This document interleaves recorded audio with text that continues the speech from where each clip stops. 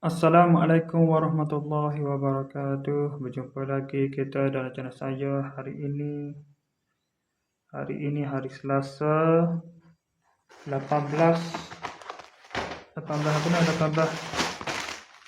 hari bulan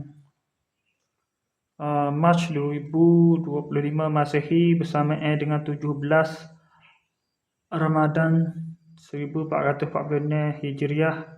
Hari 17 Ramadan hari nuzul Al-Quran. Okey, semua jawab kerajaan cuti lah kau ini ya. Okey, sekarang ni pukul 5.38 petang seperti biasa. Video daily report kita untuk hari ini dan juga beserta dengan review hadiah yang sampai pada hari ini pada pukul 1.30 tadi. Okey, untuk hadiah pertama daripada China. Sorting logistic hub si New Year history my one village Chimping Town Dongguan City. Ni public ni berat besi kelihatan ni tak apa mesti kira buat apa okey, buku saya. Satu yang kedua tinggal juga ni tempat sama juga Dongguan City lah.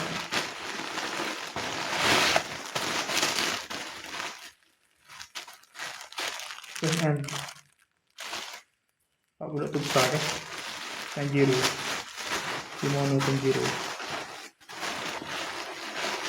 dengan saya. Lepas tu banyak saiz lagi, baru saiz lagi saya M juga. Ni mana ni? Wisma Minglong, Lebuh Raya Sungai Besi Batu 12 Bukit Gita Bayu, Seri Kembangan Selangor, Petaling Selangor. Kosek bekong kata huruf pakai ni nampak kata huruf saya lah. Okey, itu saja untuk sesi untuk review sekarang. Okey, lepas tu untuk seterusnya itu daily report lah. Malam tadi saya keluar selepas berbuka, saya keluar semaya esok di Masjid Kebun Debuah, Masjid Darussalam Kebun Debuah ni masjid tu. Lepas tu keluar pergi ke lepas dah semaya esok tu saya terus keluar pergi ke mana ke Kampung Pasaka. Keluar pergi ke Kampung Pasaka beli bola apu atau apa lagi. Banyak kau pakai beli habis 90 ya. Kakak private di awal dia. Dari awal. Banyak kau pakai beli. Kasut ada beli kau. Lepas tu sehingga pula kau mak beli pula makanan habis pula 8 pula situ. Ada gigit berhenti kita cikgu pula. Habis pula dalam naya pula. Lepas tu terus balik ke rumah lah. Tak singgah dah fikri pakai klik di rumah terus. Nanti tak ekat. Di rumah tu main Facebook apa relax apa kalah. Lepas ni cak aku. Lepas tu nak beli ke tidur kan. Tidur pula dalam pukul 2 2.40 malam adik. Lepas tu bangun dalam pukul 4.50 untuk makan sahur. Lepas tu tunggu subuh nes 10, nes tengah saya semaya subuh. Lepas tu tidur bangun pukul 8, tepat pukul 8 pagi bangun